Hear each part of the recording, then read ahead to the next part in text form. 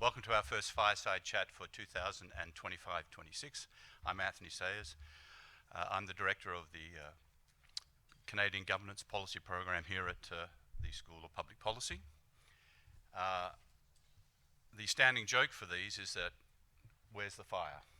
So we're working on a solution, but in the meantime, use your imagination. The University of Calgary, located at the heart of southern Alberta, both acknowledges and pays tribute to the traditional territories and people of Treaty 7, which includes the Blackfoot Confederacy, comprised of the Siksika, Piikani and Kainai First Nations, the Tsuut'ina First Nation, and the Stoney Dakota, including the Chiniki, Bearspaw, and Goodstoney First Nations. The City of Calgary is also home to the Métis Nation of Alberta Districts 5 and 6. The School of Public Policy prides itself in being a major contributor to conversations around critical issues facing Canada and its political leaders. Our Canadian governance focus emphasises the importance of involving all governments, federal, provincial, territorial and municipal governments in responding to these challenges. As well as contributing to these major debates, the school is training the next generation of policy leaders. That's you. The dispersal of political power across provinces and territories is one of Canada's greatest democratic strengths. Quebec and Alberta have long worked closely together to protect provincial powers from federal overreach. I have a little book here. I did have a little book here.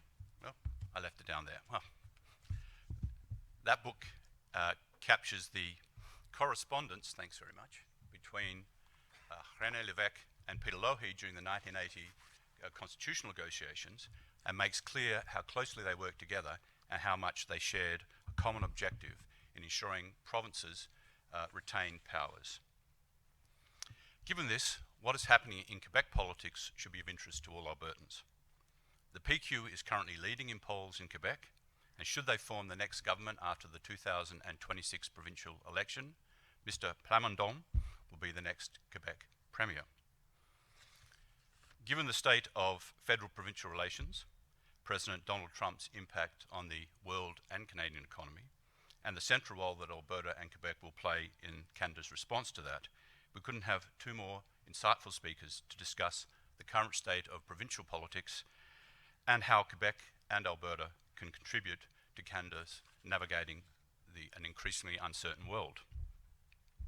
Martha Hall Findlay is Director and James S. and Barbara A. Palmer Chair at the School of Public Policy.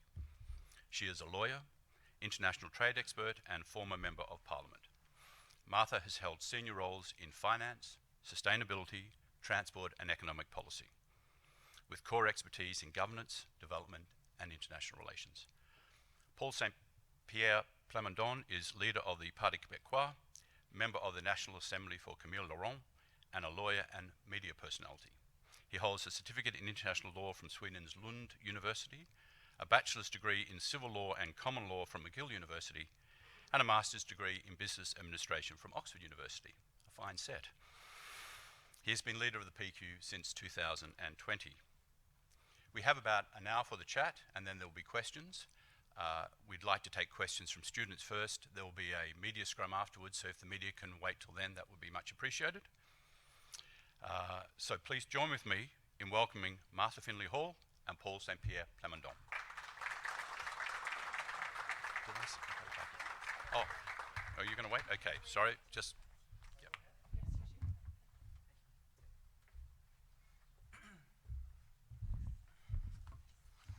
Good morning. I have to say I'm very glad to be here.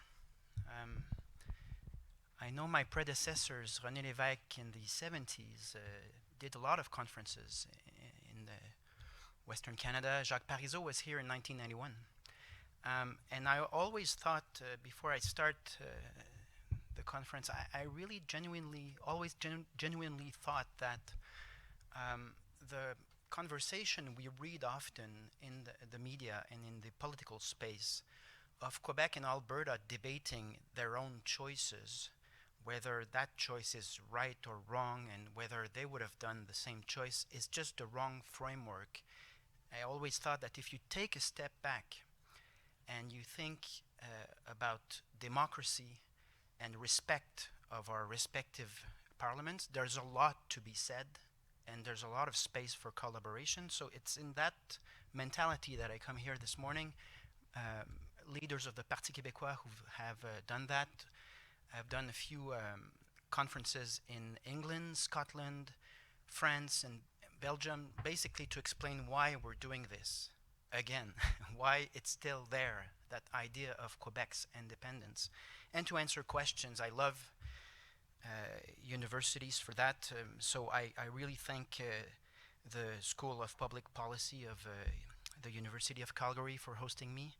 I want to just a quick word on Charlie Kirk. I want to say that what we're doing this morning is very important, whether you agree with me or not. So I just want to, because as you know, being an independentist is not always easy in the sense that criticism can get quite intense. There's been threats in my case, threats for many people who take part of in the public debate. And I just want to say that what we're doing this morning, no matter whether or not you agree with me, is very important for democracy. So I thought I had to say this. And this conference is about democracy. I mean, you want the answer to what does Quebec want? Self-determination through democracy. It's plain and simple, so there's no substitute for it.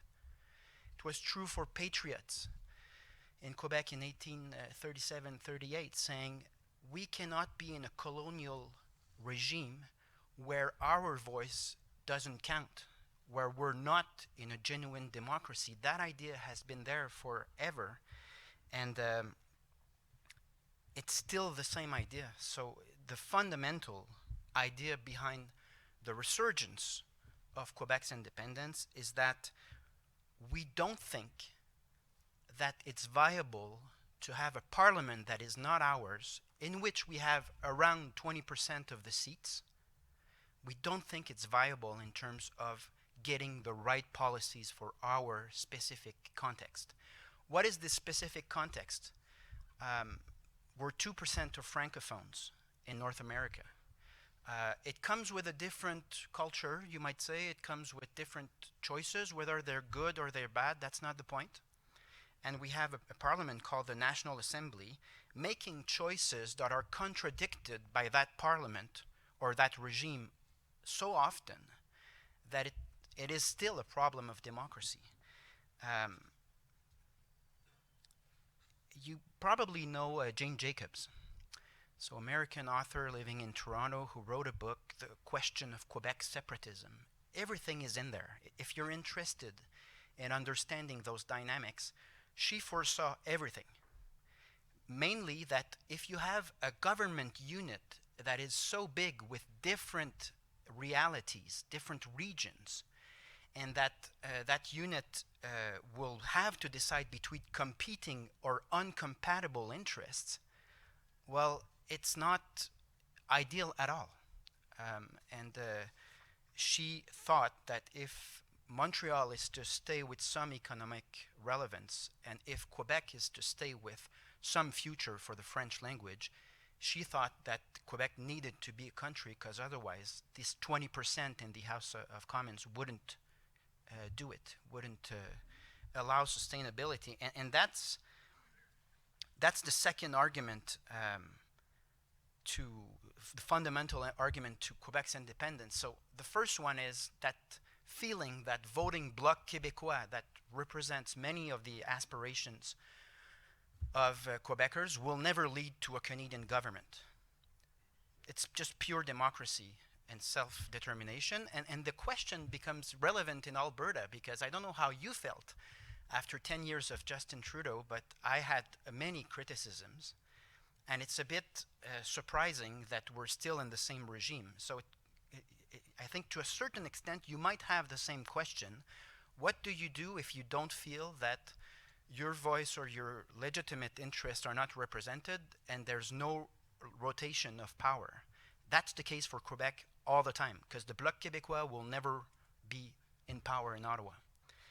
Second argument that you probably know is linguistic and cultural sustainability. Honestly, I just don't think there's any future for the Francophone Quebec culture if we stay in Canada. And it's not a blame, it's just a reality.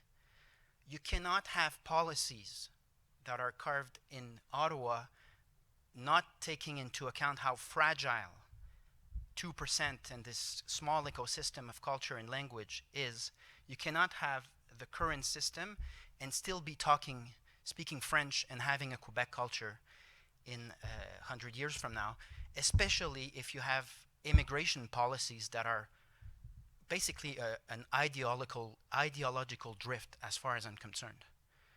I'll get to that, but the shrinking of the French language in Quebec is a reality, it's documented, and it's directly linked to many federal policies that do not represent the will of the people on Quebec's territory. So that's a classic argument, but it's a more acute argument as of today because it's moving fast.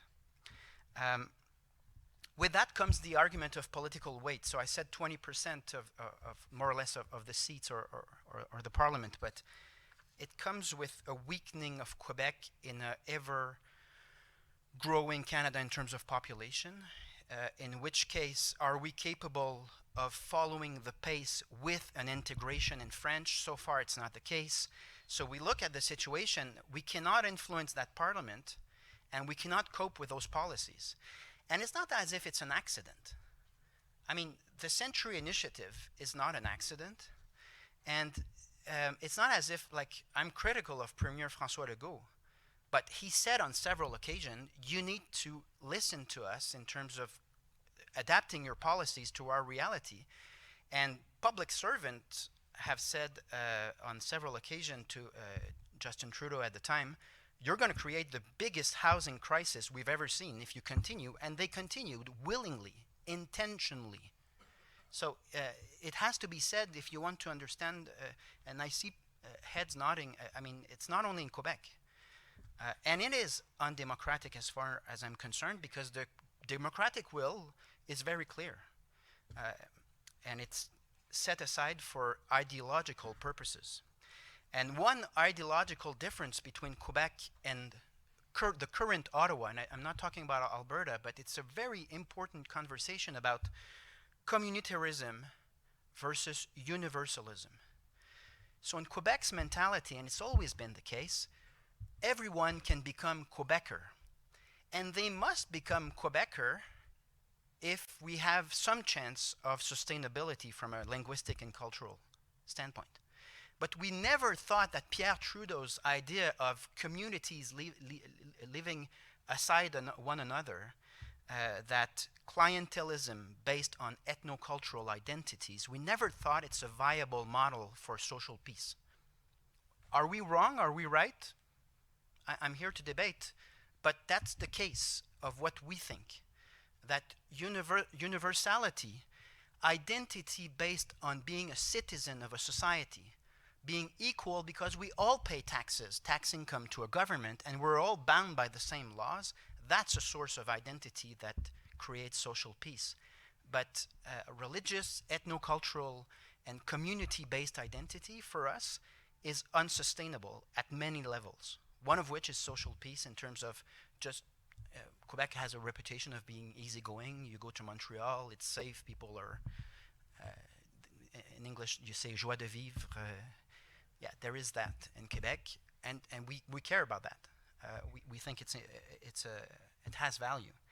I might surprise you with the next argument, but I sincerely think, based on that document, the finance of an independent Quebec, signed by 6 different economists from 6 different universities, I really think it's a financial issue. So you might say, what's going on? We're sending you money and you're telling us that being part of that system is not beneficial to you. And I will have to answer yes, because the amount of waste and duplication in Ottawa is out of hand. The main problem in the analysis framework of what Ottawa does is that we always take for granted that what Ottawa does is useful. and that we would need to do the same if we would be independent. And I'm talking about Alberta, Quebec, or anyone. It's not true. It's just duplication. We're sending $90 billion every year to Ottawa. What do we get? Dysfunctional passports, an army, put it in, and what else? And if I become Premier of Quebec next year, I need to make healthcare, education, and social services work.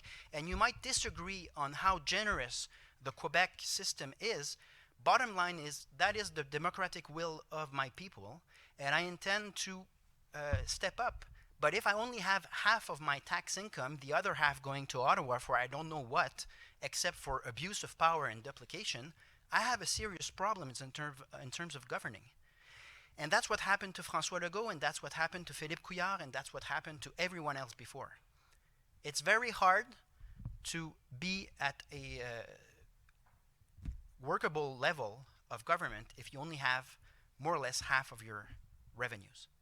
And I don't think we're having value. I have a list of how many drifts and waste there's been in Ottawa. Maybe we take that list later on, but it is an issue for me. I talked about immigration and borders. I just want to say that Quebec has been very clear when Justin Trudeau opened Roxham and people were coming in without any planification nor criteria. Quebec has been very clear, what are you doing? We are not agreeing with that. And they just kept on. And again, borders will become an issue, whether we like it or not.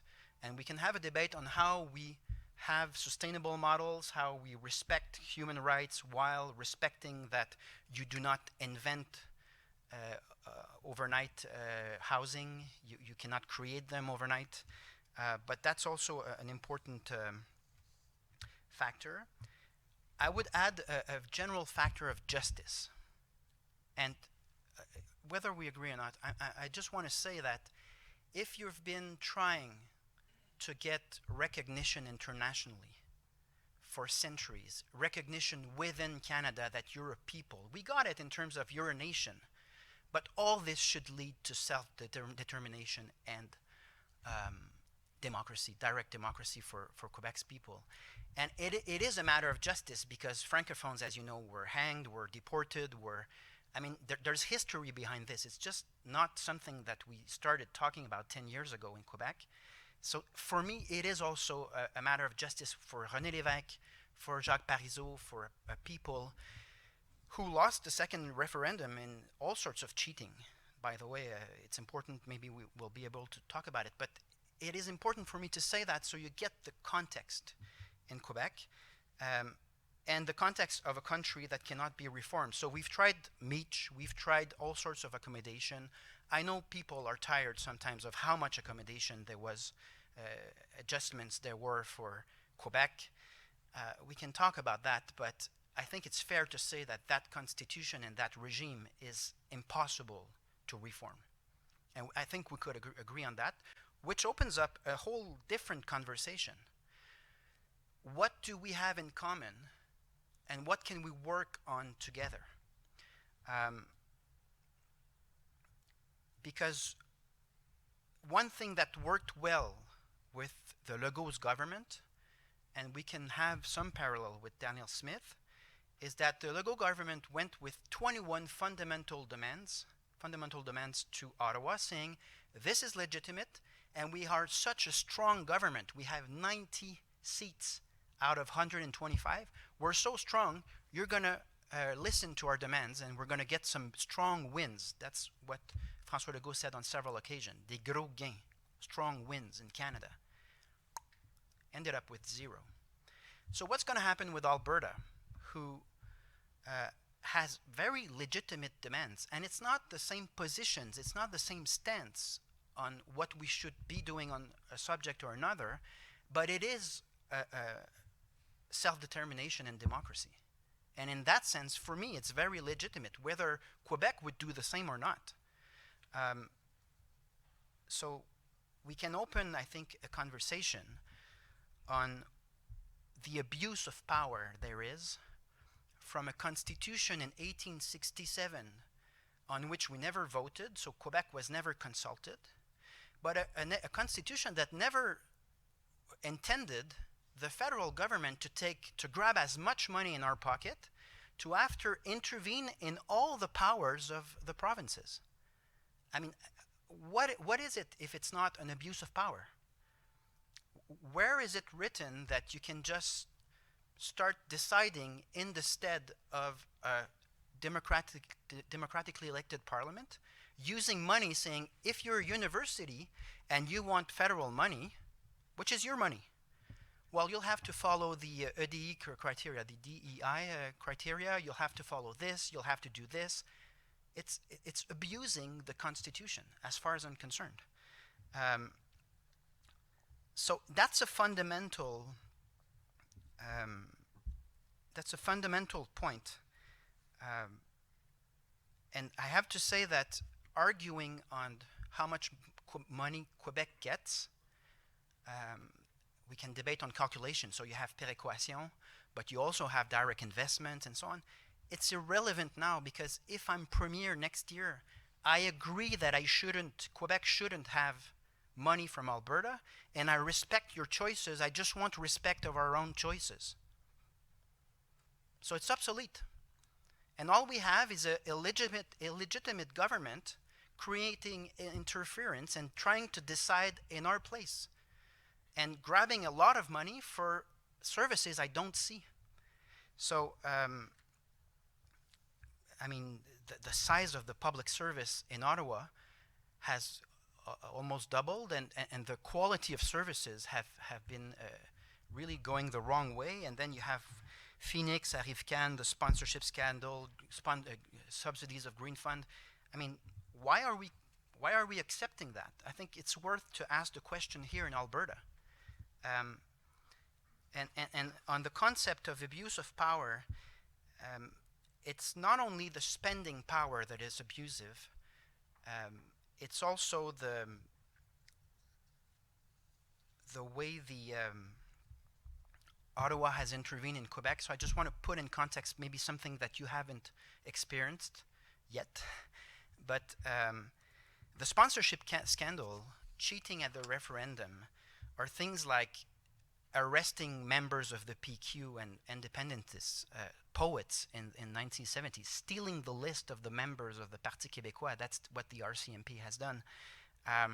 Illegal spying on politicians. All leaders of the Parti Québécois have been spied on by Ottawa.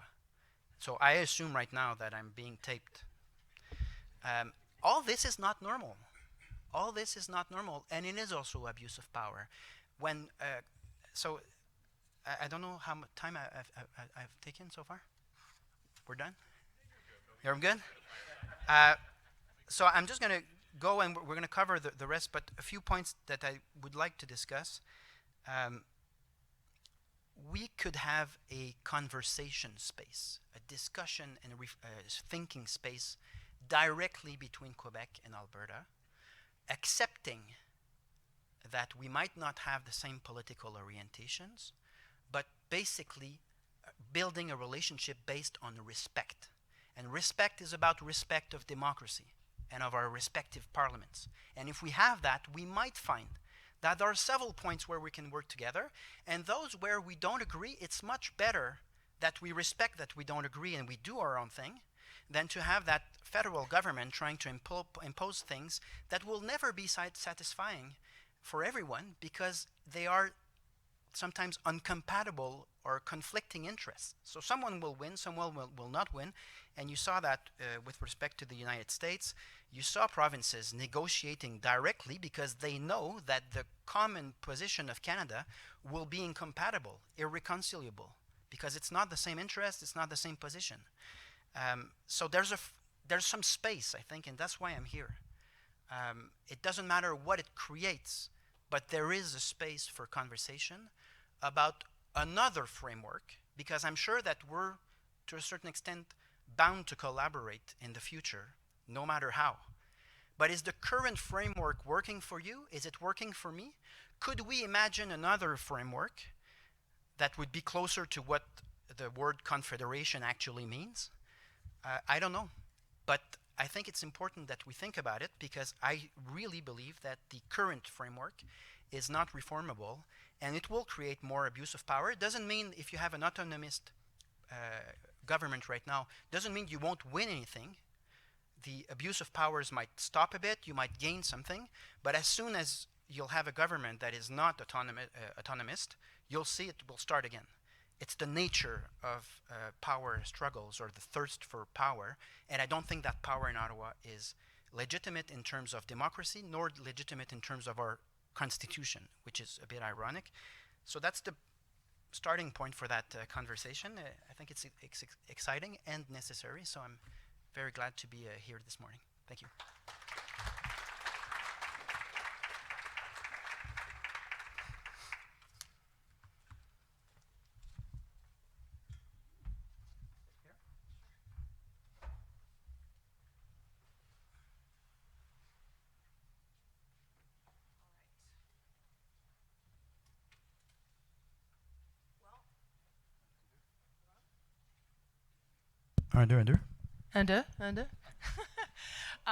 I'm sure there are some people in the room who loved what you just said, and there are probably a few people who didn't love what you said. That's the point. Otherwise, you wouldn't be here.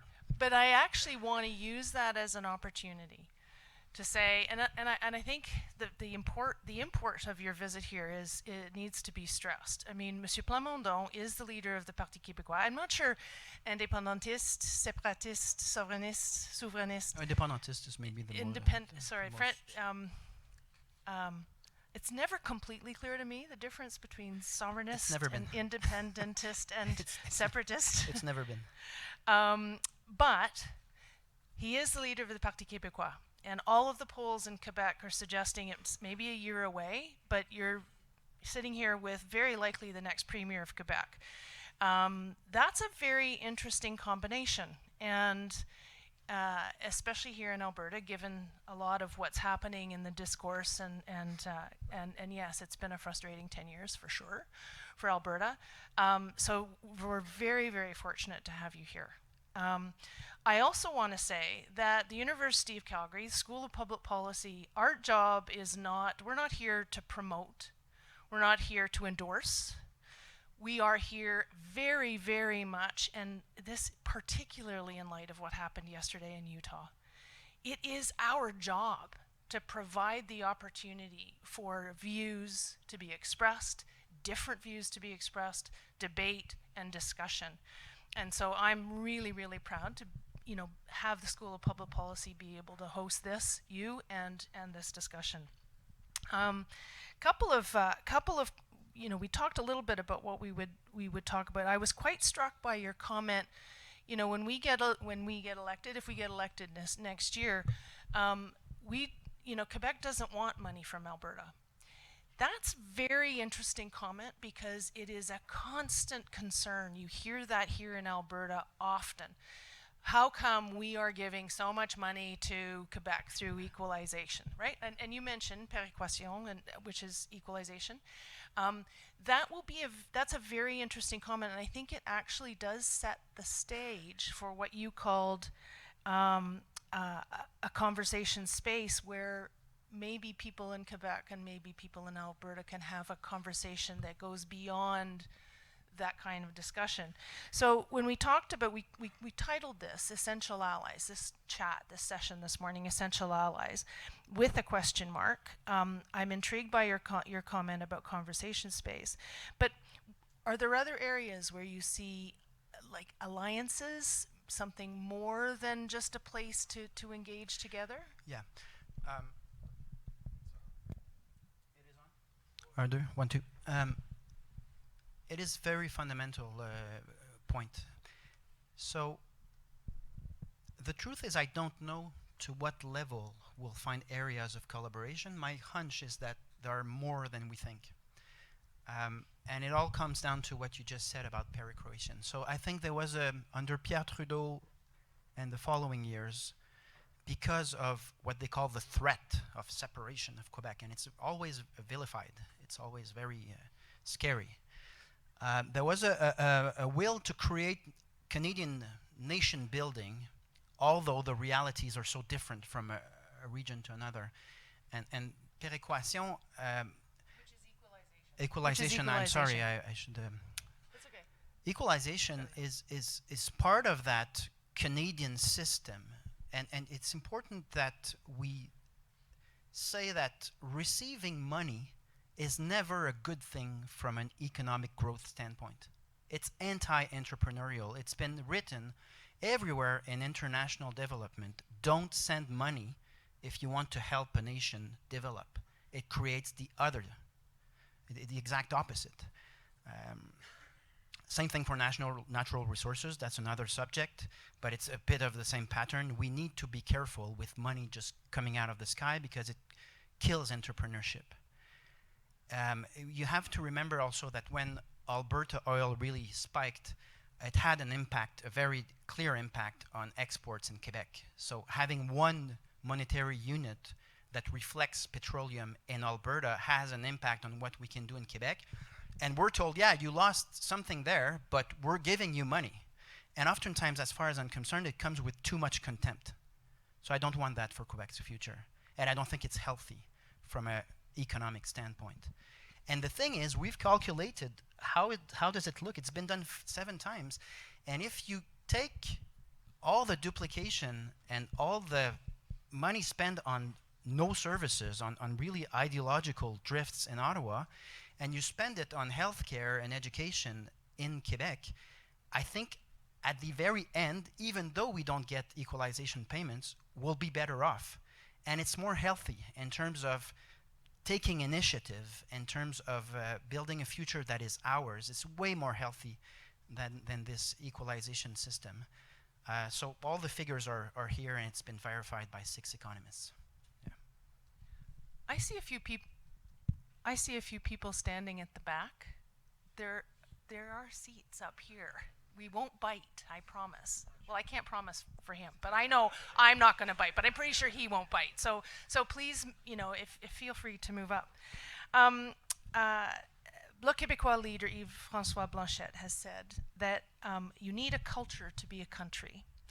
And he, in quotes, "I am not certain that oil and gas qualifies to define a culture."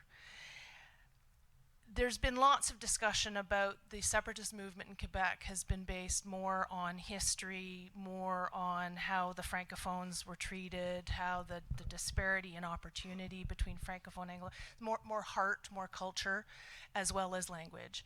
And I have heard some people say what Monsieur Blanchet said too. Well, we've many people in Alberta have felt really put upon by Ottawa, but from an economic perspective. We own our resources here. We should be able to but I'm not sure there isn't also an emotional aspect of a different culture. But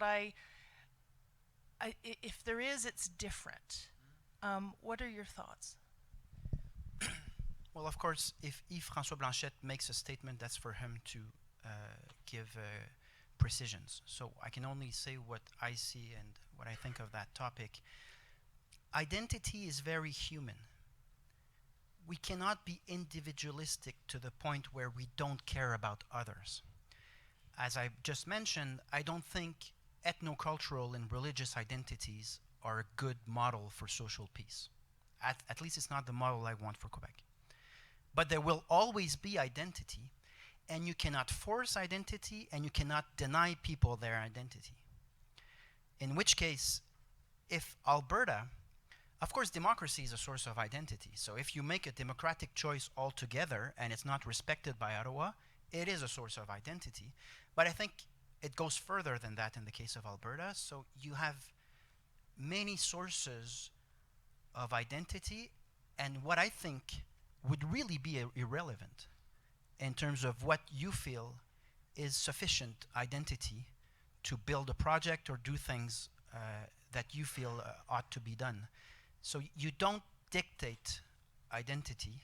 It's there, and it can be the stampede. It can be a perspective on politics that are substantially and constantly different than other places. It can be some of your achievements that bring people together, and that level of identity is really your property.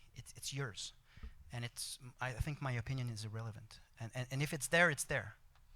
It's you can't do anything about it. And in Quebec, it's been there for some reasons. It could be there for other reasons in Alberta, and it's just as worthy. I think you know, and some people may know, although probably not many, I became very, very good friends with one of the ministers of Jacques Parizeau's cabinet. I remained a Federalist through all of those years, but it was a real opportunity for me to learn much more about where some of that sentiment came from. Parizeau was out here in 1991. I wasn't able to hear, but as I understand it, even then, he was saying to people out here, you in Alberta could learn an awful lot from what we're doing in Quebec. We're very similar. We have similar concerns. You know, we should engage more, I think was the gist of what he was saying. And I don't know that anything really came of it, but people certainly still remember that. Do you think of yourself a little bit as Jacques Parizeau 2.0? And if you do, what would you do differently? Because in the end, obviously he was frustrated because in the end that referendum didn't go the direction he wanted it to go. There's definitely something about Parizeau that I carry on. It's the coherence.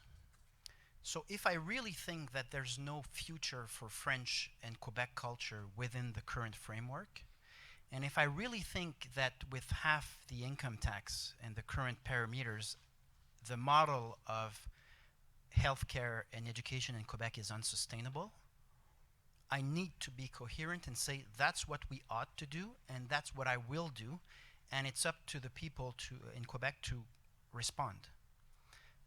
And that's what Parizeau really was about. He was just not shy of saying, I don't see any other options. He was correct if you see what happened in Quebec between 95 and today. It started with the sponsorship scandal, but it's also a lot of invasion of the federal in our own things. He was correct. It's a shame. I've said once that I'm really sad that we chose Pierre Trudeau over René Lévesque and that we chose Jean Chrétien over Jacques Parizeau. Because Lévesque and Parizeau were among our best in terms of honesty in politics and willingness to make Quebec grow. And I don't know what's the fate and the future for me and for Quebec. All I know is you need to say the truth and hope that truth will prevail. And there's a lot of lies. I don't know for your relationship with the federal, but as far as I'm concerned, it's a regime that lies a lot, and it's a regime that is immovable.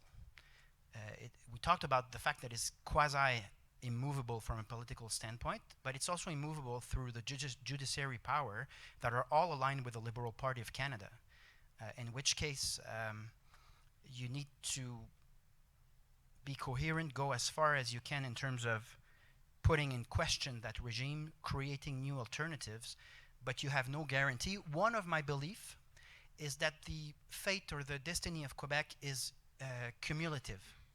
So sometimes I'm asked in Quebec, oftentimes I'm asked, if Lévesque and Parizeau didn't succeed, why would you succeed? And my answer to that is, it's not about me, and I'm gaining everything that has been done since the Patriots. So it's cumulative, and the history of a nation, of a people, must make sense at some point. If the end of that story in Quebec is that we disappear from a linguistic and cultural standpoint, it doesn't make sense. So it's a larger question. It's almost philosophical. Life needs to have a purpose. It cannot be purposeless. It cannot be senseless. And in the case of Quebec's destiny, I have no guarantee, but I know that what I'm saying is most probably the truth given our recent and long history. This wasn't one of the questions that we talked about, but I'm actually curious because Monsieur Legault is so far down in the polls, popularity very low. A lot of that is turning into support for the PQ. But not necessarily, it seems, from some of the polls, into independence. You have a year between now and the next election. What are your thoughts about that? I have no specific thoughts in the sense that if I just said that I'll give my best shot at telling the truth, I don't care. I don't control the results, and I accept the results because I accept democracy. And I've been told often in the past months, if you pull out your promise to hold a referendum in the first mandate, you're the premier. It's done. So just do it. And I won't do it. Because it's not true, because I don't really think that a premier in the current framework can make hospitals, schools, and social services work. I don't see any future for, if I think there's no future for the French and Quebec culture in that current framework, I have to say what I think. And people will decide. And so I would say I'm pretty detached from polls. I was at 9% and everybody said the PQ was dead on so many occasions. And when I decided not to give an oath to the King of England, people told me it's unconstitutional, illegal, and you'll lose your seat. So do it. I didn't do it. And I could have lost my seat, and I told my wife, what if I lose my seat? Are you okay with that? And she was just, you go. And that's it. So it does, I mean, it's an interesting topic. Democracy, colonization, truth. And it's not that I think that I have the supreme truth or the ultimate. I mean, democracy is about trying to find what's right by hearing everyone and debating. But I will not change what I think based on calculations in the polls. And people right now in Quebec, they have understood that because they've seen me for enough years. It will be 5 years for me in this fall as the leader of the Parti Québécois. Now they start to understand how I structure those decisions, and they're not surprised anymore. Yeah. Okay. Thank you. Now to something a little more specific about what's happening with Alberta and potentially Quebec. Right now, the Prime Minister of Canada is about to announce more detail about the major projects effort. This is all part of the Building Canada C5. And I think everybody knows the headlines. They're on the current list. There is not a pipeline. But the reaction to that is I think people have to be aware, and we're very involved in this discussion here at the school. It must not be taken as an unwillingness of the Carney government to support pipeline or oil and gas projects. It is really, and they've been very clear so far in saying, we likely would support something like that, but we need the private sector to step up, right? So there needs to be an economic basis for it. I will, of course, then turn around and say, but the private sector is still feeling a little gun shy after the last 10 years. We still have an emissions cap. We still have some challenges. And so, you know, we need to give the private sector more confidence that they can embark on major projects from an economic perspective. That's another conversation. There are political challenges as well, certainly with Northern Gateway and even then the Trans Mountain expansion. British Columbia, the government of British Columbia at the time, talk about constitution. We can have a conversation about Christy Clark imposing 5 conditions on building a pipeline across British Columbia that she constitutionally had no right to impose. She and I've had that conversation a few times, and it's quite interesting the rationale for that at the time. But there are an awful lot of people in Quebec who've been very vocal about being anti-pipeline.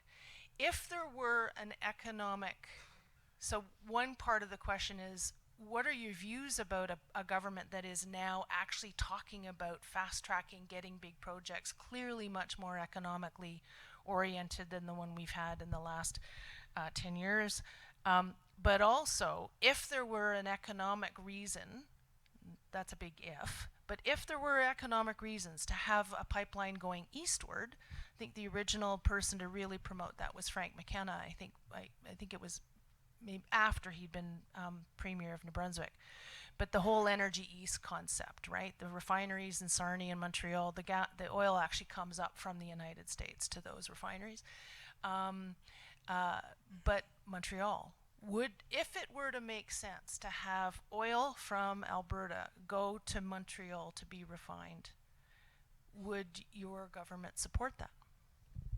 Okay, there are many things to be said. There are a lot of few so things about in Mark there. Carney and national projects. I think the federal government is always trying to justify its existence by taking initiatives that really will lead to the kind of conflict of interests I was talking about earlier. So you need to arbitrate between interests that are incompatible, but at the same time you need to show that you are existing and you have a purpose and you're useful. So you create programs, you say, in all the fields of the provinces, you say, I'll do something, and you'll see federal campaigns now are just a festival of intrusion in provinces' competence. So from an economic standpoint, what I care about at the federal level is the level of debt. So no matter what project comes out of Mark Carney's national program, if he arrives with another 50, 60, 70 billion deficit once again, the rest is really irrelevant. What are they doing? Because it's our debt. You just need to make a small division calculation. What's the share of Alberta of that deficit once again? And we have no control over it. So if we talk economics, I'd rather have a conversation between Alberta and Quebec and have no deficit growing for no reason at the federal level. On the specific question of gas or oil pipelines going through Quebec, it's interesting because you said, you talked about somebody in Quebec having that, you talk about people's reaction to it. And that's the starting point. So put yourself in the shoes of someone in Quebec who's been told, yeah, there could be a pipeline going through your fields and rivers. And here's the data on how many times those pipelines have been leaking in North America in the past 30 years. Just look at the data. And ask yourself, if you're that person in Quebec, how will you react to that? Of course, then the federal government will tell us it's economic growth. Make a calculation as to how many jobs will be created in Quebec assembling those tunnels. Maybe 20, 30, maybe 100 jobs, temporary jobs. So it's just a matter of seeing that on that topic, of course, a government of the Parti Québécois will always base its decision on democracy and social acceptability from the standpoint of those people. Truth is, I don't know, on my desk, I've never seen a project of that nature. I've never read a paper on that. But I have to be honest, the first response of people in Quebec will be to look at how many times those things have done environmental damage by spilling or other incidents, and they'll look at economic growth through that project, and they'll see very few jobs, temporary jobs. And I think you can understand that standpoint as well as I can understand the standpoint of Alberta Oil wanting to grow and find ways to send that. So that's where it stands right now. But I have to say that having the federal trying to impose things will not make that conversation easier. So I'd rather be here and listen to what people have to say to me and be transparent about how people will react in Quebec and have at least a very transparent and direct, thus useful conversation about that and other topics, than to have the federal trying to impose another thing that will create, well, some people more utilitaristic will say that could be useful for Quebec's independence project, but from a really public service point of view, the right way to go is to accept that Alberta has interest, we have interest, and if we talk directly, it's maybe less interference than having the federal government trying to find a justification for its existence through projects that maybe you were not consulted, and we were certainly not consulted. You know, it's interesting because you focus there on environmental damage from leaking. Our experience in Alberta is that so much of the anti-fossil fuel, anti-oil and gas has not actually been so much from leaking. It was there a bit, certainly in Christy Clark's time, and there was a real concern about a pipeline across certain sensitive areas, including the water, the ocean. That's another conversation to be had. But over the years, by far the shift became by far more a concern about global climate and emissions. And some of the frustrations with that we've had in Alberta has been a recognition that Canada alone cannot solve global emissions. We just can't. We're a tiny portion of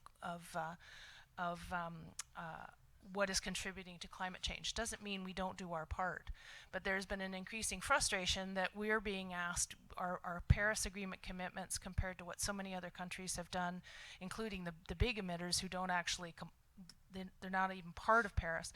A very significant frustration that we're hearing, for example, from people in Quebec, we're just anti-fossil fuel, right? And that a pipeline represents fossil fuel, we don't want that because of climate change. That's different than environmental spill, degradation from spills, etc. So I think if there were an opportunity to have more conversation between Quebec and Alberta to talk about what are the real concerns about pipelines, are the concerns about climate only, and if climate is really the issue, then having a pipeline or not across Quebec is not going to make any difference globally in terms of emissions. And so I think what you've just done, I'll take that as an opening of a door to have some of those conversations with not just you, but people in Quebec. Yeah, so what it is I'm here to open doors for conversation. I'm here also to tell you things as they are. A government of the Parti Québécois will follow its people will and perspective on that topic, in which you have global climate changes, you have risk of spills, you have classic economic evaluation of what's in it for Quebec. You have all this. But a government of the Parti Québécois will follow its people. But at least there would be, on several topics, not just this one, information flowing directly. But I want to be transparent on the fact that as of today, I don't see social acceptability for it. Mm-hmm. If you tell me that it's because maybe some arguments, I mean, I'll leave it to my people, but the Parti Québécois has been very democratic throughout its history. Referendum is one of the tools we have, but we're loyal to the will of our people, and we will remain as such. As of today, I don't see such a project or social acceptability, but I'd rather have the conversations we need to have directly from Alberta's standpoint, because on several occasions I hear Alberta speaking and I'm just, okay, I actually think the same about how the federal is either screwing up or abusing its powers in that specific file. So I'd rather hear it in bilateral direct relationships rather than through the federal government. So we just met in person this morning.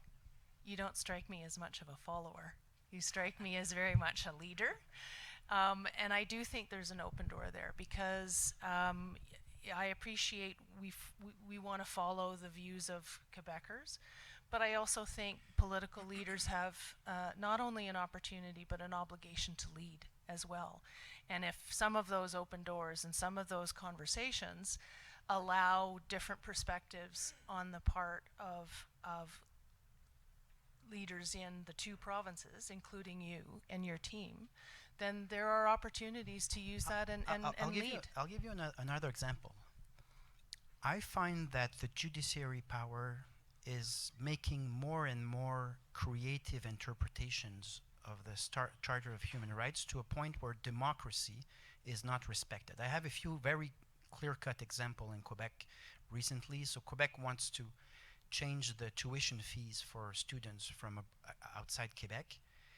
And then you have a court saying, no, you can't do that, because we've interpreted the charter in such a broad way that we've decided in your place. And you have that for family law, where they tell us you need to change the civil code. You have that for, of course, the French language and the secularism laws in Quebec that are being challenged. So sometimes I hear things from Alberta, and I'm just, okay, well, we should talk, because I have on different topics, and it doesn't mean we have the same stance. We don't need the same position on everything, but there's a topic on as to how we can deal with this intelligently, because we don't want disconnected elites. I mean, one principle about democracy is the further and the less accountable the person is, the more abuse of power you'll get. So if you have a government that is very far in Ottawa and a regime of judges that are all aligned to the Liberal Party of Canada, and they don't have to, they're not accountable to anyone, and I'm not a fan of judges being elected. I'm just saying if the scope of their intervention is never ending in terms of growth, what do we do? I mean, I'd like to have a talk with other provinces that see the same thing. I'd like to have a talk on several other areas where our collaboration and the level of commerce could be optimized. So it's very difficult sometimes to make business within Canada. Might be easier to just go south to the US, in which case I have time to spend on this. My intuition is that our collaboration will always be there. So there'll always be a relationship between Alberta and Quebec, between the provinces. My problem is the framework and the abuses of power that comes from it. So I'm more of a reformist than a revolutionary person. I'm looking for how reforms could actually work, and I don't think the Constitution will be reformed, because we've been through that. We've been through Meach, we've been through Charlottetown, we've done all that. So I'm looking for something else. The basis for it, whether it's oil and gas, environment, education, judiciary system, the basis is to have some space of conversation. And my finding when I thought it was interesting to come in Calgary was that arguing on whether Quebec's choice would have been Alberta's choice is really irrelevant. It's two separate parliaments, two separate democracies, and of course they don't make the same choices.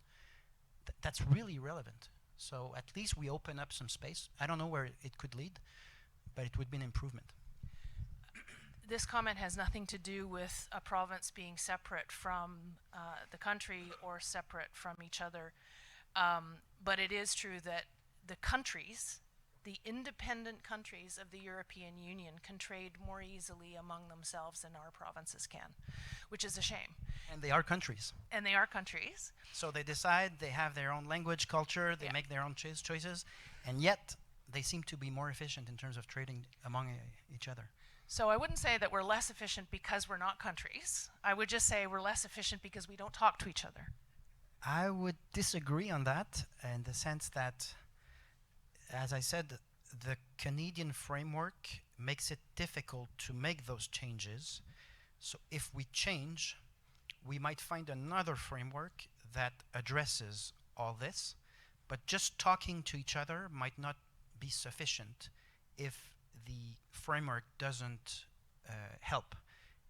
At least we can agree that being countries would not prevent us from anything. We would just talk to each other and say, on what do we need to work? What do we need in place in common? But it would be based on respect of our own democratic free will. And you wouldn't have the abuse of power that started basically with the First World War, because when the federal government started collecting taxes directly, then it became a picnic, like an endless barbecue with just, you take all you want, an all-you-can-eat buffet. So if we think of another framework where that could not be possible, we could also deal with parts where it's not optimal. So, Anthony, we would not be here without Dr. Sayers, who heads our, he said at the beginning, but I think it's worth repeating, he now heads our Canadian governance policy area. That could be an interesting study piece. But I do actually think that one of the, we are actually embarking on some major work on how do we do better as a country. We have regulatory problems, not just in, you know, truck axle measurements requirements, not just in, you know, standards for toilet seat manufacturing, which actually is a thing. We have modular home builders who are doing really interesting work, and particularly now when we have housing challenges, they can't get economies of scale because building codes are different in all the jurisdictions across the country.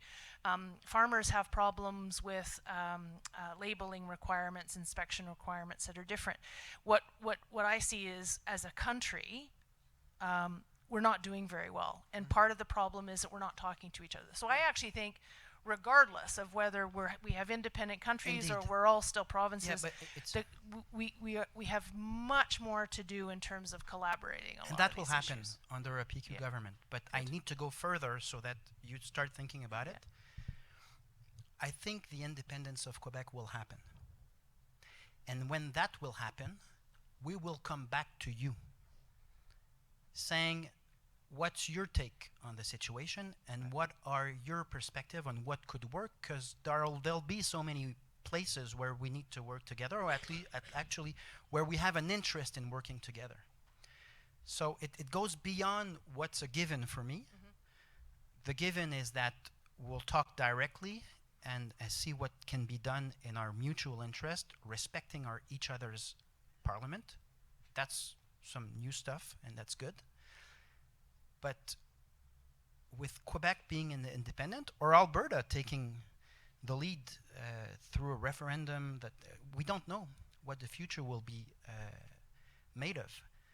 But my perspective on it is that it would be an opportunity to think of another framework that is respectful. And it's the lack of respect that is the topic this morning, the abuse of power that is consistent throughout that Confederation history. And so there's a lot of space, and there's no tension as far as I'm concerned. And it doesn't mean that I agree with all the orientations of Alberta, and I don't believe it should be the discussion. It's a democracy. They're entitled to their own choices, and it's not for me to tell you what to do, and the opposite is also true. Once that is established, many things can happen. It's interesting, and I do want to move into some Q&A. But when I asked earlier about culture, and you reinforced even in your comments the importance of culture and the desire to maintain and enhance the francophone and not just linguistic but other culture, Québécois culture.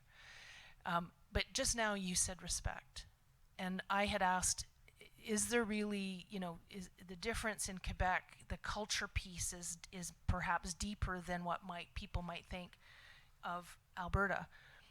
But the respect piece, I think, is absolutely clear. I think there are parts of this country, and I would volunteer as an Albertan, that the last 10 years, we might speak the same language as Ottawa, we might speak, have lots more similar cultures in the sense of not even being based linguistically. But respect, and the lack of respect, has been a problem. And I think that has been a fundamental part of the frustration that many people are seeing in Alberta. And my message to you on that is, because we've been through that topic for 50, 60 years in Quebec, spheres of power will always try to gain more power. So you might catch a break if Alberta's government right now says enough is enough and we want this, we want that. You might catch a break if the stability of Canada, the irony with the Parti Québécois, it's really a paradox. It's under the Parti Québécois that we gain things in Ottawa. Because there's a threat, so they're just, okay, I'll leave something on the table for now, and I'll wait for the Liberals to come back in Quebec, and then let's go. So overall, you see the situation in Quebec going in the wrong direction. It's a decline. in all spheres. So it is frustrating for everyone to see a government that didn't listen and was in such an ideological drift to come back in power once again. It is a genuine issue. And my point here is, it's not because you'll catch a break for 2-3 years that structurally that regime will stop gaining power over your powers. And governments that are too far, not accountable, will not be good at tailoring public policies for your specific context.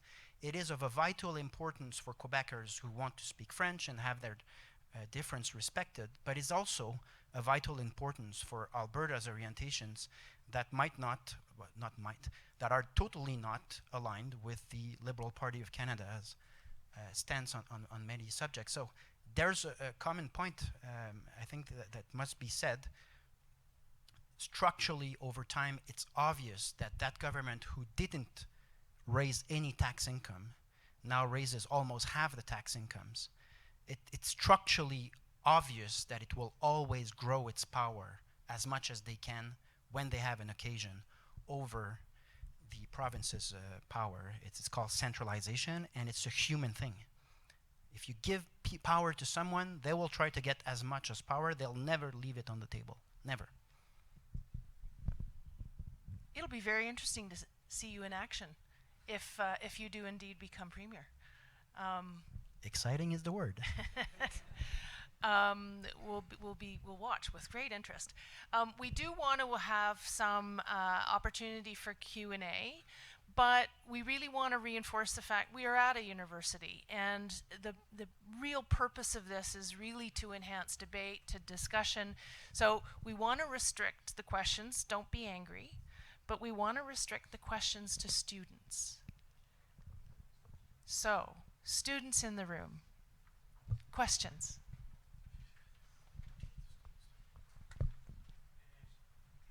Sure, you put your hand up. Hang on, we'll just get you a mic.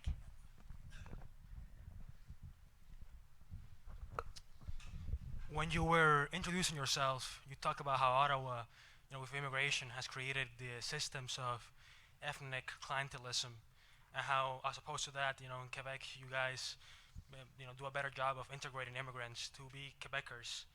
I just want to know, policy-wise, what specifically have you guys done to achieve this? What's the difference? The difference, first of all, is in the planification of how many people. So Quebec has been favorable to immigration in general.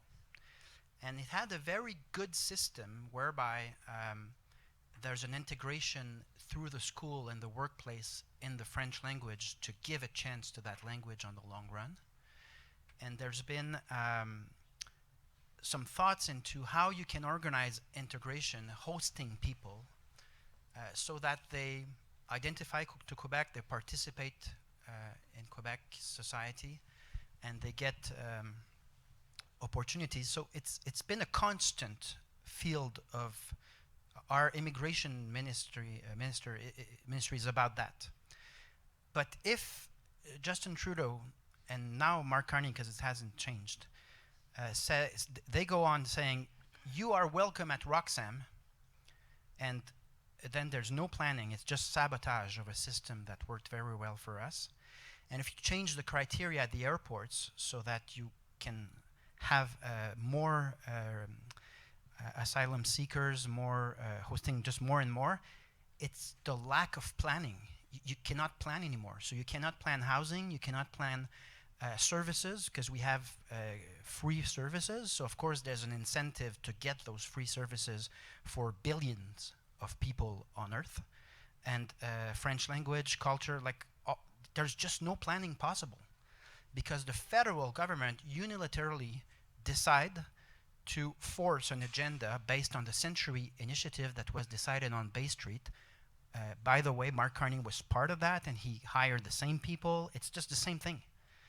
It's undemocratic, and it's pure sabotage of something that worked well for us. We had a system whereby we hosted a fair proportion of people. We had planning of all of those aspects to make sure it goes well, and it worked well.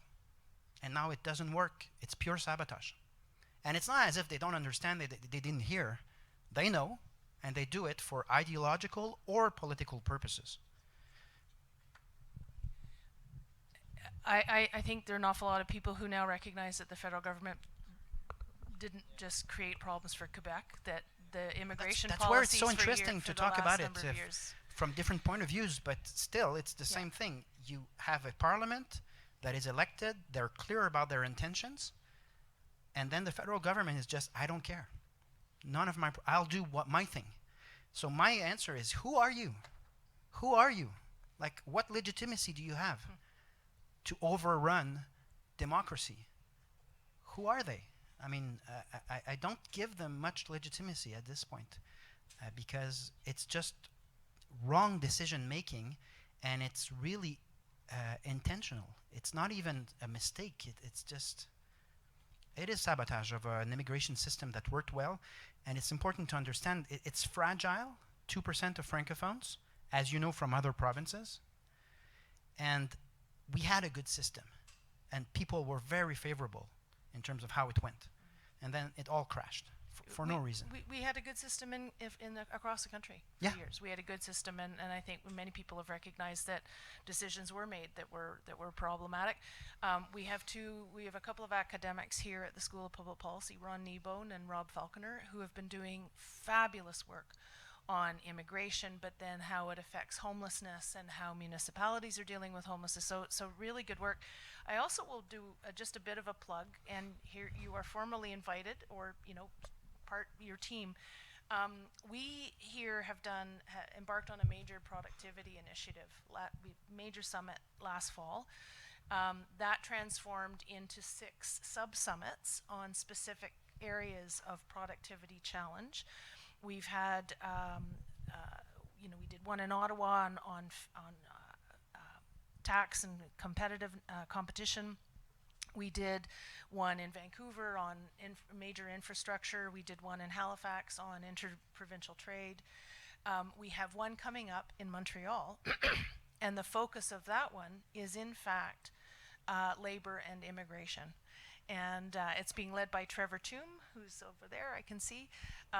So we'll make sure that your team knows about the logistics of that session, because this is a really important conversation. We've written a 100 pages paper on the Century Initiative and immigration in Canada, where we compiled all studies that show that it doesn't help the shortage of labor. It actually makes the shortage of labor more acute. When the housing is not available, when the services are.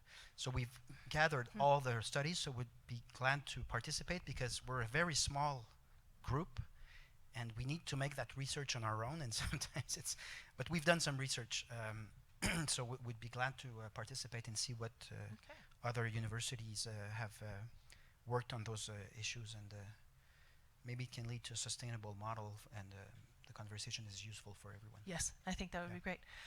So, sorry, back to questions. Students in the room.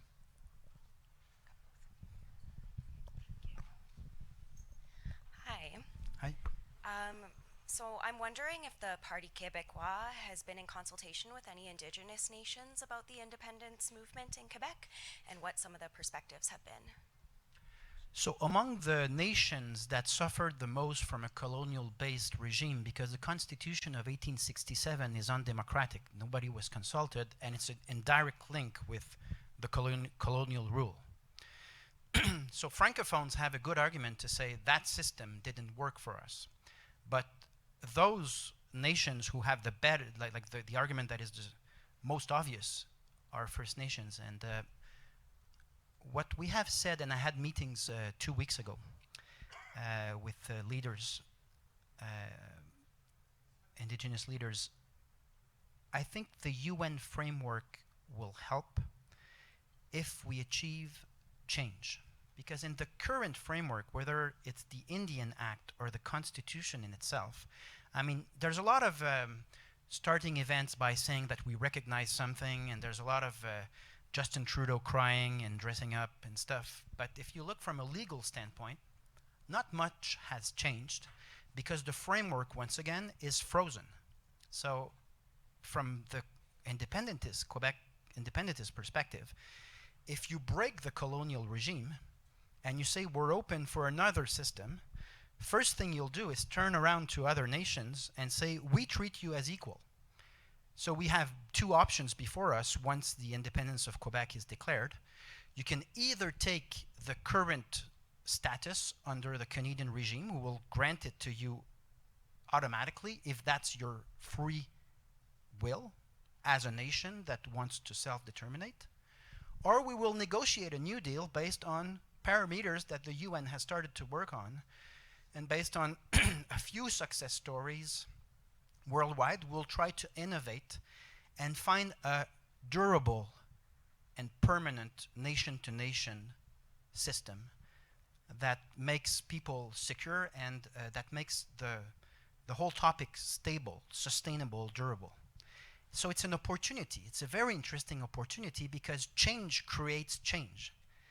It creates a space. So, of course, it's very complicated because you have several different nations whose demands are not the same. So you cannot just say, it cannot be a one-size-fits-all. It demands a lot of time, and it demands that it's a reality. But once it's a reality that there's no more Indian Act, and there's no more constitution preventing to just negotiate a new deal, it will take time, but it will be achieved, and it will create, I think, some form of pride, or it will be a success to celebrate if that change create sustainable relationships between nations. I think another area of opening doors for conversation is in the area of, at the very least, private sector business and Indigenous relationships. There are so many examples after, a long effort of not doing it well, but for the last couple of decades, I will say, and I personally get very frustrated at the rest of Canada, especially Central Canada, not being aware of some of the successes that have been achieved here in, going from employment to business creation to now increasing numbers of full equity partnerships between Indigenous nations and the private sector. But it's been the private sector. It's been very much an acknowledgement we need to partner. Yep. It didn't come easily, but I'm often surprised whenever I'm in Ontario or Quebec or elsewhere in the country to hear people talk about Indigenous relations without any concept of some of the hard lessons learned, but some real successes out in this part of the world, but very much based on natural resources, for sure. But anyway, I can go on, and I shouldn't, because really this is for you. Other questions? But yes, I think there's some real opportunity to have conversations about that. Yeah. Hi there, I'm Deborah, and I was encouraged to ask this question just because you said you want to be transparent and direct, so I'm going to do the same. I'm just wondering, in your ideal democracy, what would be, as we recognize Canada has grown to be a very place for diverse cultures, however, we do have those underlying Canadian values and ethics. In your ideal democracy, what are the accommodations for these cultures to exist and not like completely adapt to the Quebecan culture?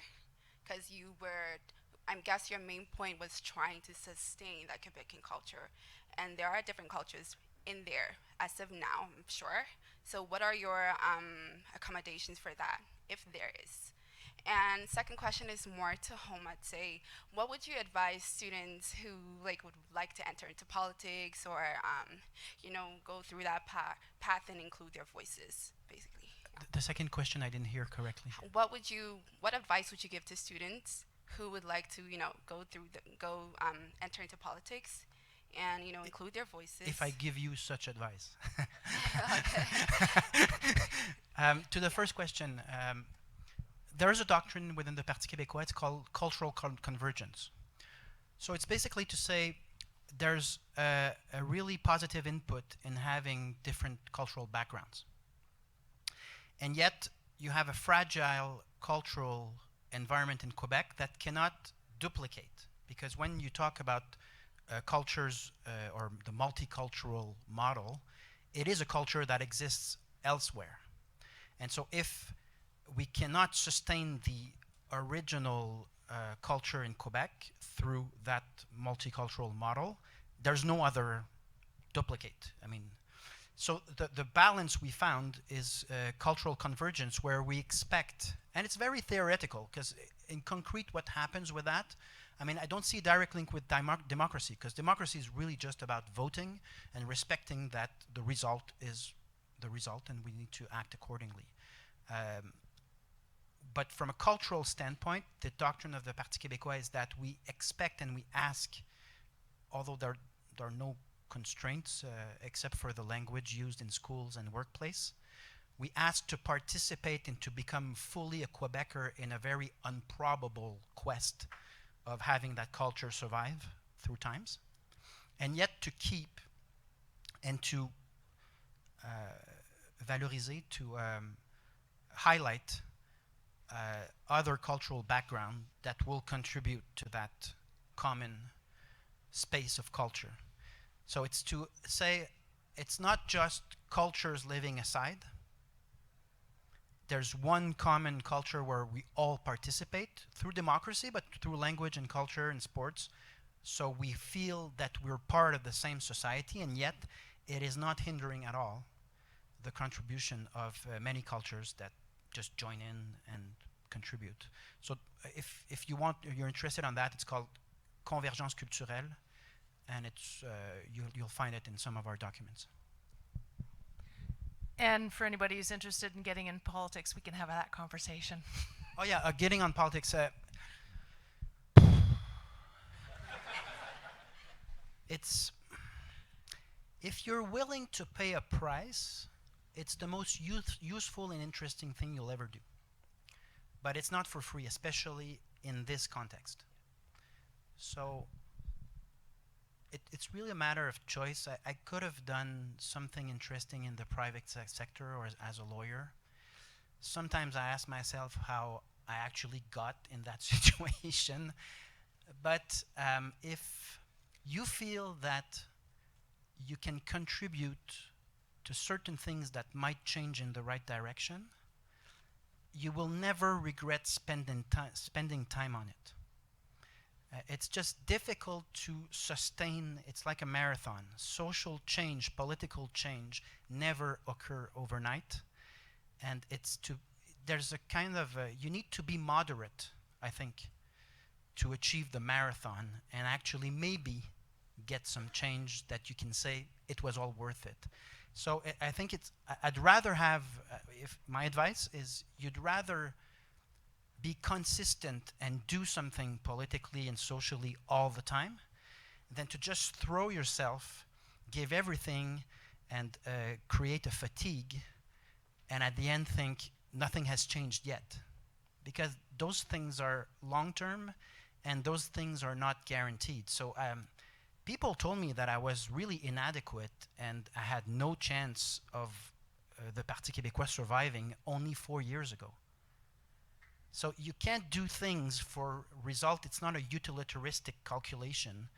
It's public service in the sense of hoping. It's a lot about hope and giving without calculating what you'll get in return. I've been around a lot longer than he has, you can tell. And so I was able to do some really cool stuff in the practice of law and some really, really interesting stuff in the private sector and some politics. I think I was one of the ones who kind of threw myself into it and, wasn't maybe as moderate. But I will say I have never met a single person who spent time in politics who regrets it. It can be massively frustrating. It can be costly. It can be tough. But most things we do in life that are worth doing tend to be tough. So it's really about this. It's really about the notion of sufferance. It's funny, but it's not, because in the current times, people expect that the purpose of life is to be happy right now and to maximize your happiness right now, as if there was no past, no future, no purpose, and then you die. I mean, so making sacrifices are part of building something in your life, no matter in what field. But making sacrifices to a point where it's unsustainable is not helping you neither. So it's striking a balance, but there's a cost to meaningful things. That's for sure. Thank you. Yeah, merci.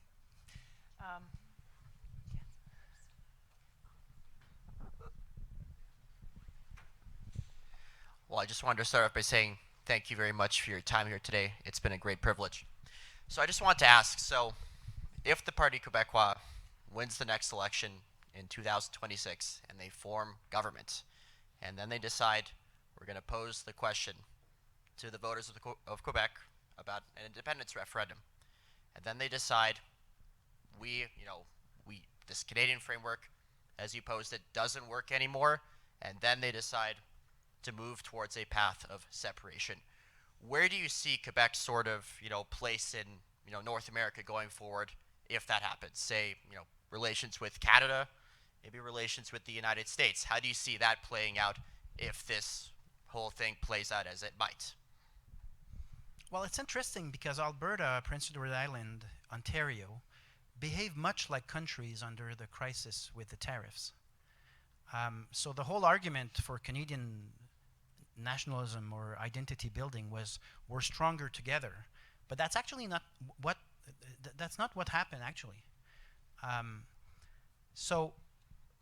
In light of what's happening in the United States, it's important to understand that the relationships in terms of political weight will always be unequal one.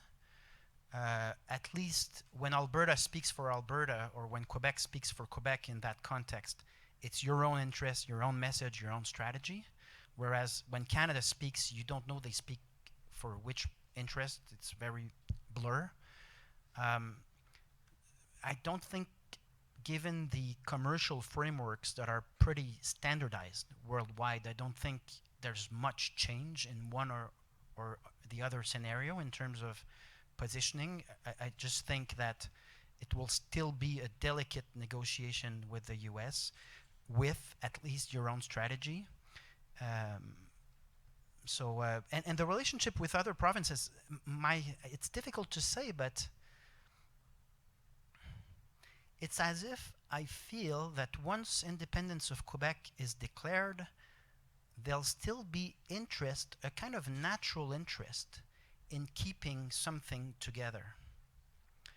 But without the abuse of power, without the problems we cannot solve right now. So it will be kind of a tipping point event where things afterwards are being recreated, but I wouldn't be here if I thought that those relationships were not for the long run. I think that's where it's heading. Sometimes it's intuition in politics, but there are many, take Norway and Sweden. Sweden was really angry at Norway for separating. And in the book of the question of Quebec separatism, you'll find a quick history of that. So Norway was always dissatisfied, trying to get more powers, and Sweden was always saying, you are annoying. What do you want? We're fed up. At some point, the separation occurred. Sweden at first was a bit angry, but in the long run, if you look at the collaboration between Denmark, Sweden, and Norway, it's not the same country, but it has a very high level of collaboration and coherence. Look at Slovakia and Czech Republic. Look at a few examples where those countries are respecting their democracy, but yet have a natural tendency to collaborate on many things. So I think that's where it's heading. I have no guarantee, but I think it's the most useful and probable scenario.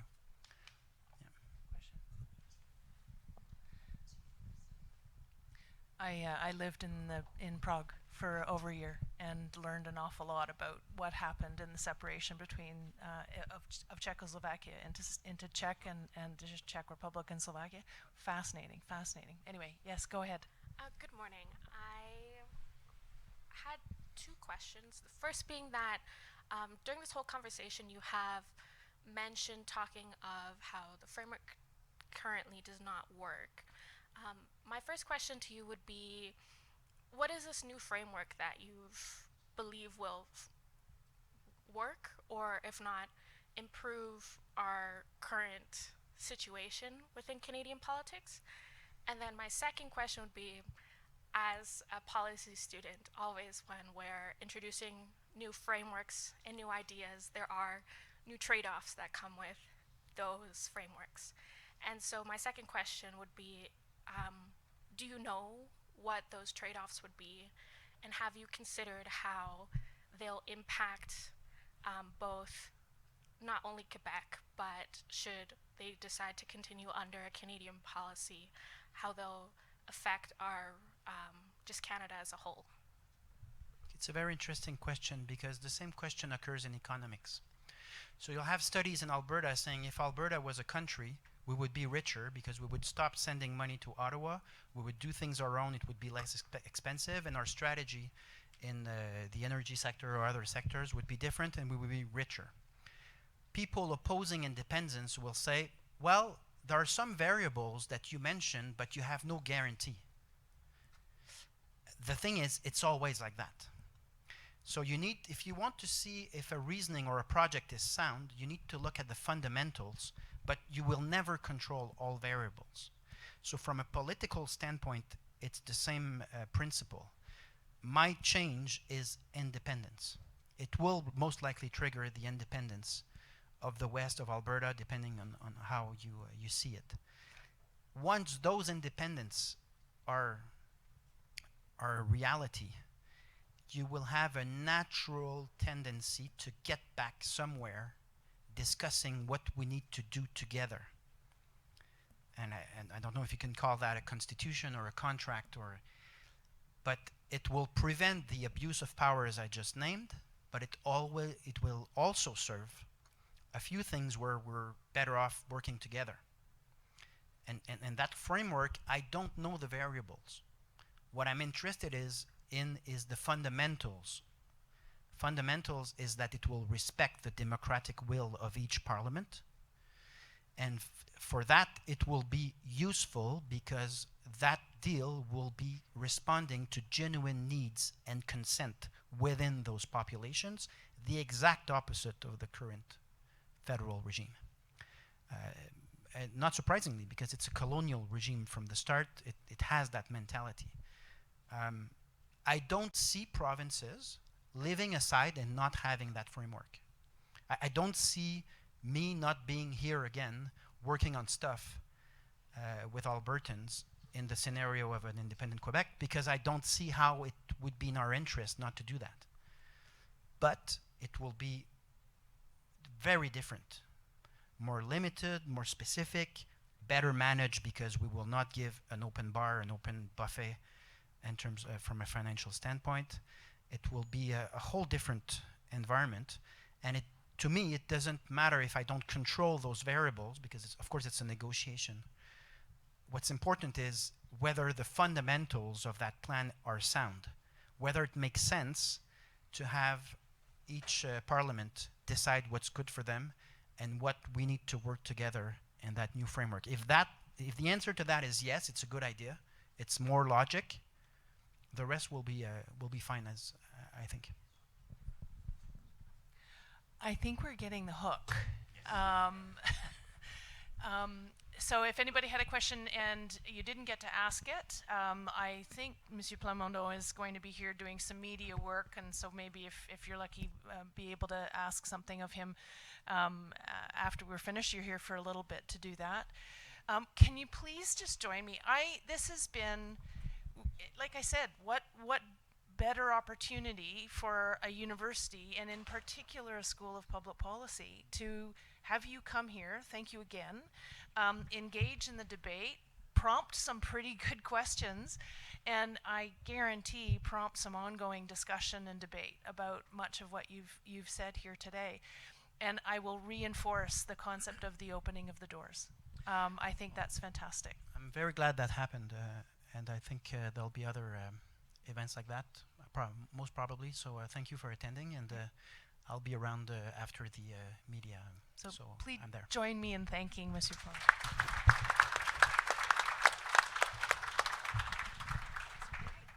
Thank you for coming. I think I learned a great deal, and I hope you did as well. the discussion today is a reminder that generous, open, and thoughtful discussion is the bedrock of civilization and democracy, and it's very precious. If you enjoyed today, I encourage you to go to the school's website. You can register there, and we'll let you know when events like this are happening. Once again, please join me in thanking Martha Hall Findlay and Paul St-Pierre Plamondon.